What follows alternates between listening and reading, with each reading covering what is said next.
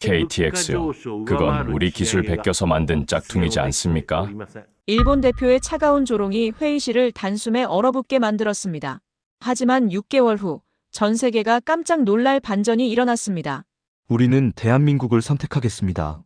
우즈베키스탄이 일본 신칸센을 제치고 한국 KTX를 선택한 순간 모두가 믿을 수 없는 일이라며 발칵 뒤집어졌습니다. 대체 무슨 일이 일어난 걸까요? 그렇게 자랑하던 철도 강국 일본이 어떻게 한국 앞에 무릎을 꿇게 된 걸까요? 17조 원이 걸린 우즈베키스탄 대륙횡단 철도 프로젝트를 둘러싼 치열한 기술 전쟁과 눈물의 역전 드라마 지금 시작됩니다. 한국 KTX요? 저희 신칸센 기술의 2차 파생형 정도로 보시면 됩니다. 회의실이 얼어붙었습니다.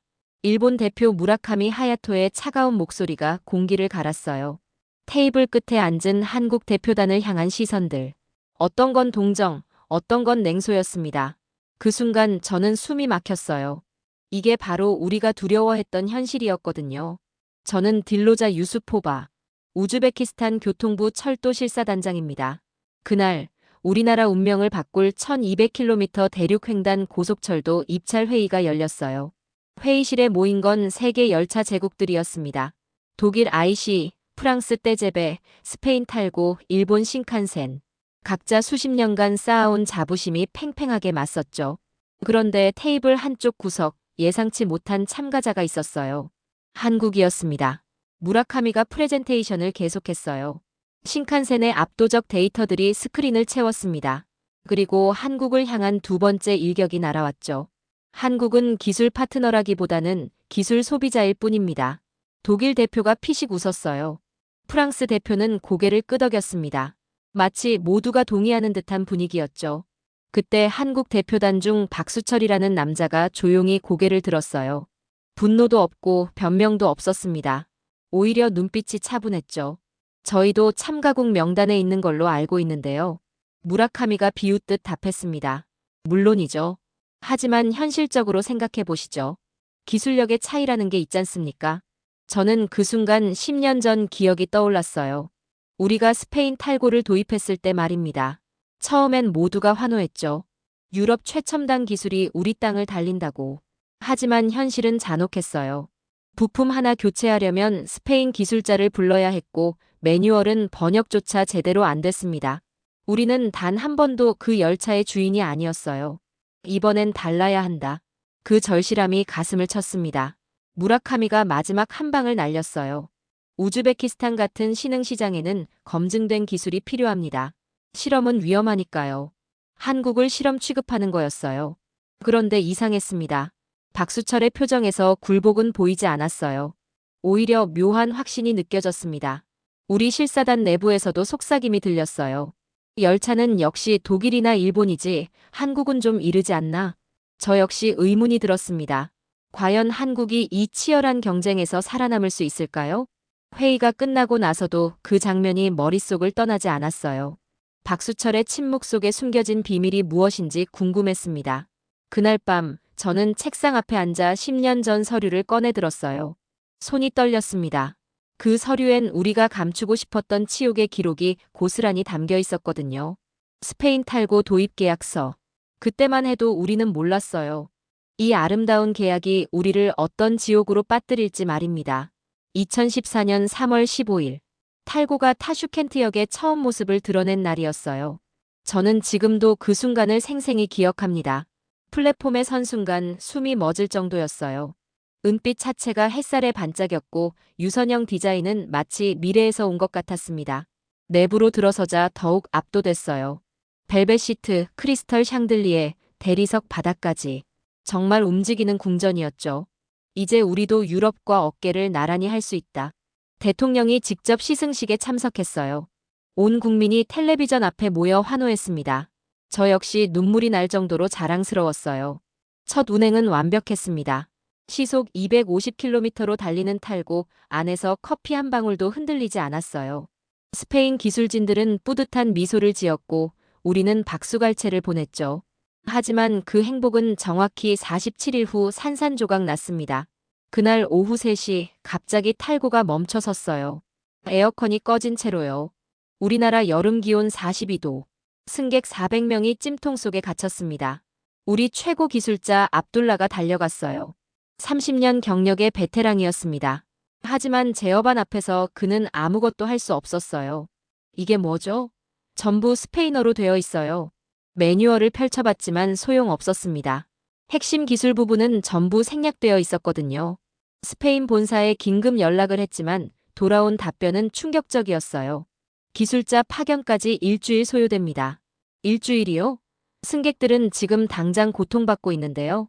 결국 탈고는 5시간 동안 선로 위에 멈춰 서 있었습니다. 승객들이 하나둘 실려 나갔어요. 탈수증으로 쓰러진 사람도 있었죠. 그날 저녁 뉴스는 우리의 수치를 온 세상에 알렸습니다.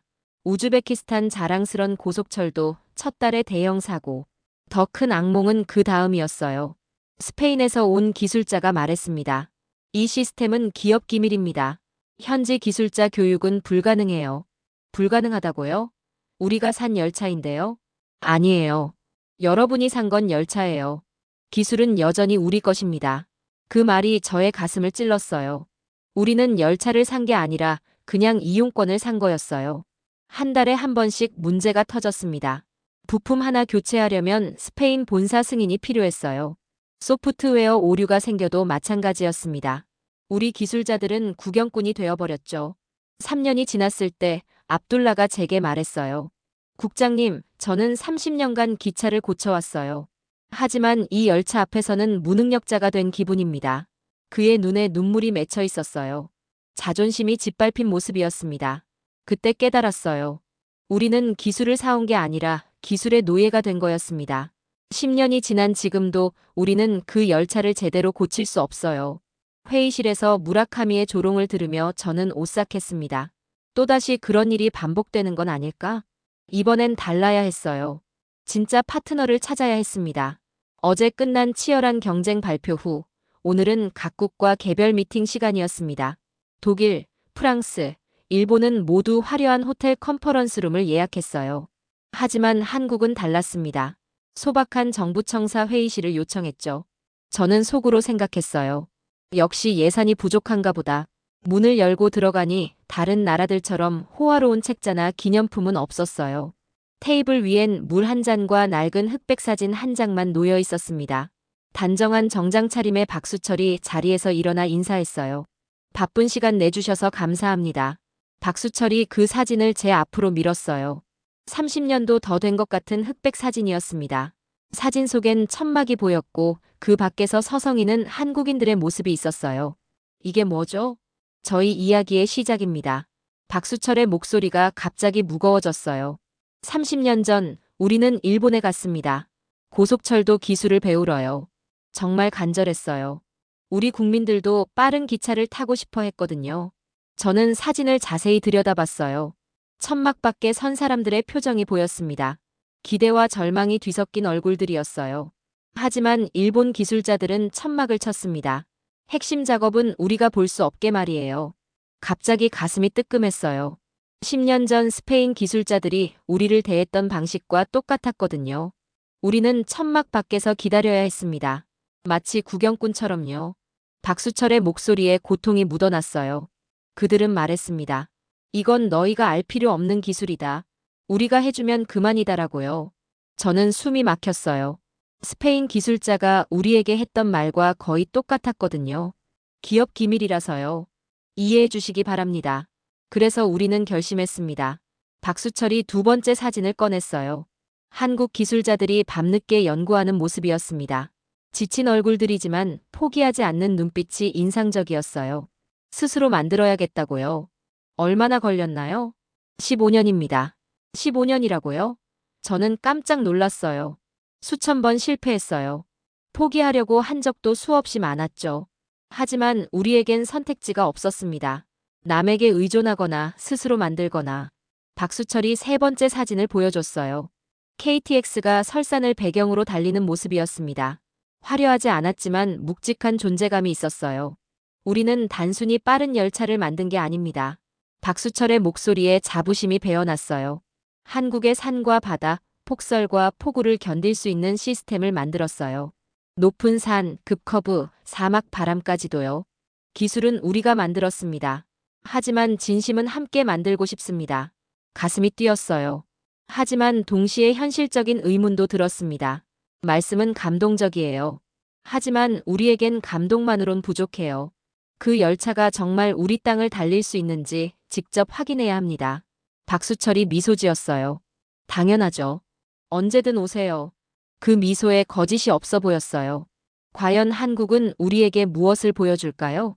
한국과의 미팅이 끝난 후 우리 실사단은 본격적인 현장 답사에 나섰습니다. 각국의 기술력을 직접 확인해야 했거든요. 첫 번째 목적지는 스페인이었어요. 마드리드 공항에 내리자마자 스페인의 환대가 시작됐습니다. 우즈베키스탄을 다시 만나게 되어 영광입니다.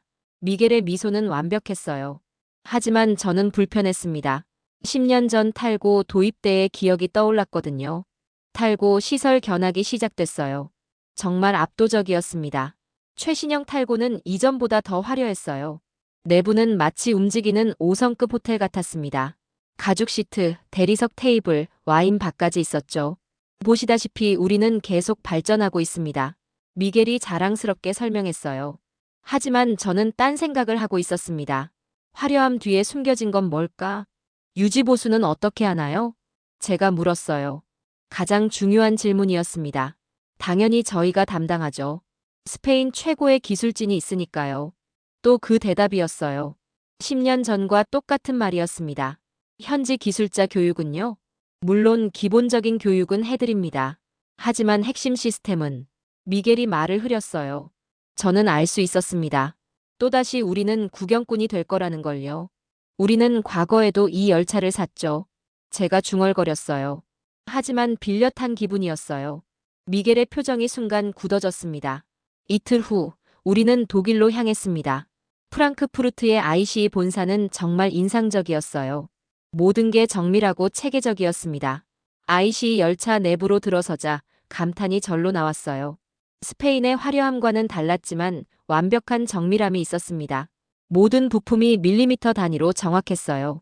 우리의 강점은 신뢰성입니다. 독일 기술진이 설명했어요. 100년간 축적된 독일 공학의 정수죠. 정말 완벽해 보였어요. 하지만 뭔가 차가웠습니다. 우즈베키스탄 기후에 맞는 조정이 가능한가요? 저희 측 철도기술연구원 알리셰르가 질문했어요. 저희 표준을 따르시면 됩니다. 기후 적응? 저희 기준에 맞춰야 해요. 독일 엔지니어의 대답은 단호했어요. 협의의 여지가 없어 보였습니다. 이건 유럽용이지 중앙아시아용은 아니네요. 실사단 멤버가 속삭였어요. 저도 같은 생각이었습니다. 마지막 목적지는 일본이었어요. 도쿄역에서 신칸센을 본 순간 모든 게 압도됐습니다. 속도, 정숙성, 안전성까지 모든 면에서 완벽했어요. 무라카미가 직접 안내했습니다. 보시다시피 신칸센은 세계 최고입니다. 정말 그랬어요. 시속 320km로 달리는데도 진동이 거의 없었습니다. 물컵에 물 한 방울도 흔들리지 않았어요. 하지만 제어실 견학을 요청했을 때 분위기가 달라졌어요. 죄송하지만 그 부분은 보여드릴 수 없습니다. 핵심 기술 이전은 어떻게 되나요? 핵심 기술은 제공하지 않습니다. 저희가 시스템을 완성해드리는 방식이에요. 무라카미의 대답은 냉정했어요. 우리는 시스템을 완성해드리는 쪽입니다. 여러분은 운영만 하시면 돼요. 또다시 같은 패턴이었어요. 기술은 주지 않고 운영권만 주겠다는 거였습니다. 실사단 전체가 실망했어요. 세 나라 모두 기술력은 뛰어났지만 공통점이 있었습니다. 모두 닫혀 있었고 나눠주지 않았어요.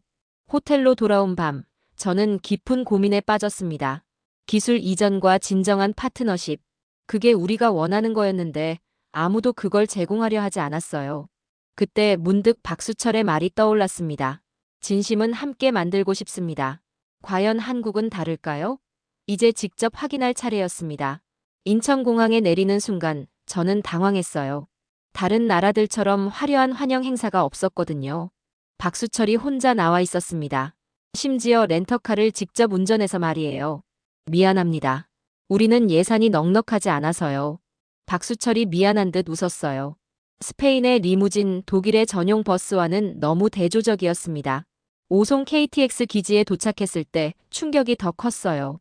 건물도 소박하고 시설도 화려하지 않았습니다. 알리셰르가 속삭였어요. 정말 여기가 고속철도 기지 맞나요? 저도 의심스러웠어요. 일본 신칸센 기지의 거대함과는 비교가 안 됐거든요. 드디어 KTX 이음을 보는 순간이 왔습니다. 차체가 플랫폼의 모습을 드러냈는데 솔직히 실망이었어요. 이게 우리가 기대했던 고속철인가요? 실사단 멤버가 중얼거렸어요. 스페인 탈고의 우아함도 독일 ICE의 정밀함도 일본 신칸센의 압도감도 없었습니다. 그냥 평범한 기차 같았어요. 박수철이 저희 표정을 읽었는지 말했어요. 외관은 소박합니다. 하지만 진짜 실력은 따로 있어요. 내부로 들어갔을 때도 마찬가지였어요. 탈고의 벨벳 시트나 대리석 장식은 없었습니다. 하지만 뭔가 실용적이고 견고해 보였어요. 시험 주행을 해보겠습니다. 박수철이 말했어요. 그런데 이상했어요. 평지가 아니라 산악 구간으로 향하는 거였어요. 왜 산으로 가죠? 진짜 테스트는 평지에서 하는 게 아니거든요. 박수철의 답변이 의미심장했어요. 기차가 움직이기 시작했습니다. 처음엔 별다를 게 없어 보였어요. 그런데 산악 구간에 들어서자 상황이 달라졌습니다. 급경사 구간. 다른 나라 열차들이라면 속도를 줄였을 텐데 KTX는 안정적으로 올라갔어요. 진동도 거의 없었습니다. 어떻게 이게 가능하죠? 알리셰르가 놀라며 물었어요. 산악 지형에 특화된 설계입니다. 한국은 70%가 산이거든요. 다음은 터널 구간이었어요. 길고 깊은 터널을 지날 때 기압 변화 때문에 귀가 아픈 게 보통인데 KTX는 그런 불편함이 없었어요. 기압 조절 시스템이 실시간으로 작동합니다. 박수철이 설명했어요. 일본이 그렇게 자랑하던 기술보다 더 자연스러웠어요. 그런데 진짜 놀라운 건 그 다음이었습니다. 갑자기 폭우가 쏟아지기 시작한 거예요. 인공 강우 시설이었어요. 비가 와도 괜찮나요? 한국은 몬순 기후입니다. 비 오는 날이 많아요. KTX는 폭우 속에서도 전혀 흔들리지 않았어요. 배수 시스템이 완벽했습니다. 마지막 테스트는 충격적이었어요. 사막 고온 시뮬레이션이었습니다. 차내 온도를 50도까지 올리고 냉방 시스템을 테스트하는 거였어요. 우즈베키스탄 여름 기온이 45도까지 올라간다고 들었어요. 5분 만에 차내 온도가 25도로 떨어졌습니다. 스페인 탈고가 우리나라에서 고장났던 바로 그 문제를 완벽하게 해결한 거였어요. 이 열차는 평지가 아닌 험한 산악과 사계절을 뚫고 달리도록 만들어졌습니다. 박수철의 말이 가슴에 와 닿았어요. 눈, 바람, 모래 폭풍 속에서도 멈추지 않아요. 화려한 외관보다 극한을 버티는 내구성. 그게 바로 우리가 필요한 기술이었어요. 이 열차는 빠르기보다 우리와 함께 갈 수 있는 열차네요. 제가 중얼거렸을 때 박수철이 미소 지었어요. 아직 보여드릴 게 더 있어요. 박수철이 저희를 특별한 곳으로 안내했어요. 한국철도기술연구원 내부의 비밀 실험실이었습니다. 다른 나라에는 공개하지 않는 곳이에요. 문을 열고 들어서자 눈이 휘둥그레졌어요. 거대한 사막 환경 시뮬레이터가 있었거든요. 모래바람까지 재현할 수 있는 시설이었어요. 우즈베키스탄을 위해 특별히 준비했습니다. 박수철의 말에 저는 깜짝 놀랐어요. 우리나라만을 위한 전용 테스트 시설이라고요? 실험이 시작됐어요. 섭씨 50도의 고온, 시속 60km의 모래바람, 그리고 급격한 온도 변화까지 우즈베키스탄의 가장 극한 기후를 재현한 거였어요. KTX가 그 모든 조건을 견뎌냈습니다. 하지만 더 놀라운 건 따로 있었어요. 인공지능 위기 예측 시스템입니다. 엔지니어가 설명했어요. 모래폭풍이나 급격한 기온 변화를 미리 감지해서 자동으로 대응하는 시스템이었어요. 사막 먼지 전용 방진 패널도 있고요. 정말 우즈베키스탄을 위해 특별히 개발한 기술들이었어요.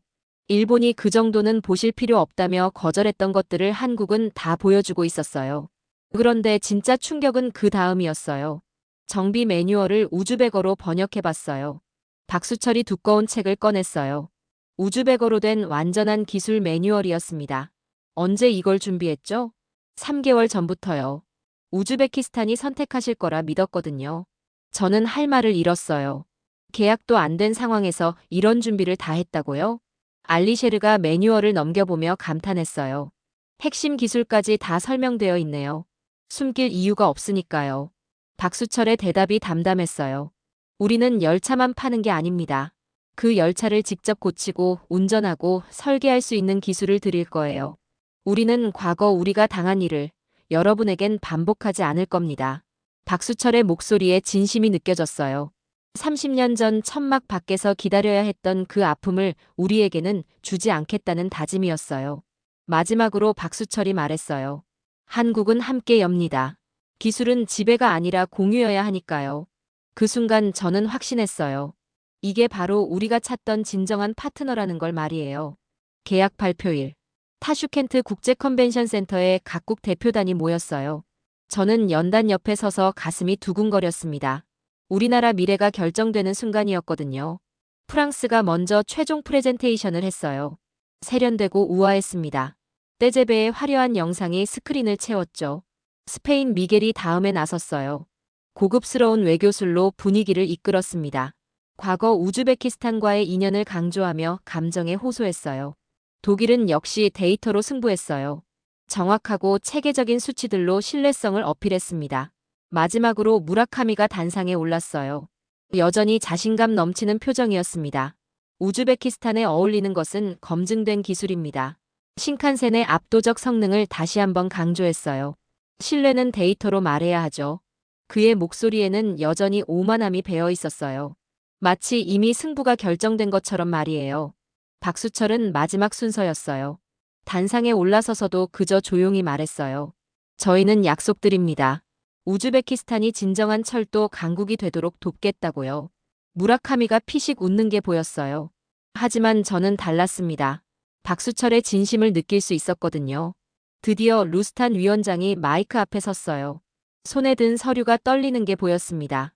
온 국민이 주목하는 순간이었어요. 우리는 신중하게 검토했습니다. 위원장의 목소리가 울려 퍼졌어요. 우리는 단순히 빠른 열차를 고른 게 아닙니다. 무라카미의 표정이 굳어지기 시작했어요.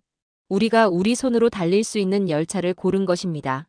일본 대표단이 술렁이기 시작했어요.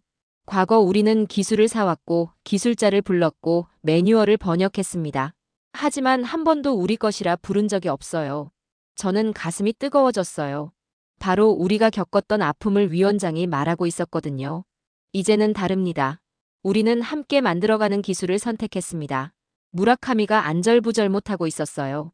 자신만만했던 표정이 사라졌습니다. 우리는 위원장이 잠시 멈췄어요. 회장 전체가 숨을 죽였습니다. 대한민국을 선택하겠습니다. 순간 정적이 흘렀어요. 그리고 터져나오는 박수 소리. 저는 눈물이 날 것 같았어요. 무라카미는 충격에 빠진 채 움직이지 못했어요. 고개를 숙인 채 조용히 자리를 떴습니다.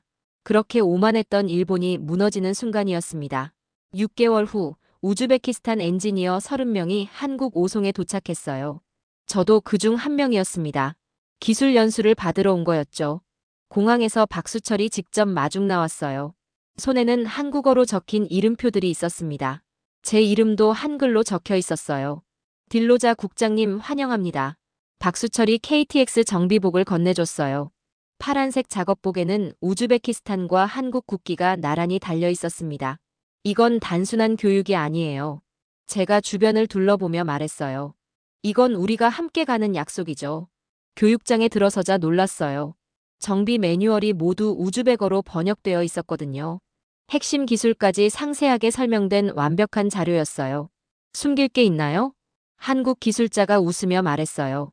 이제 여러분 기술이기도 하니까요. 3개월간의 연수가 시작됐어요. 한국 기술자들은 정말 모든 걸 가르쳐줬습니다. 엔진 구조부터 소프트웨어까지 숨기는 게 없었어요.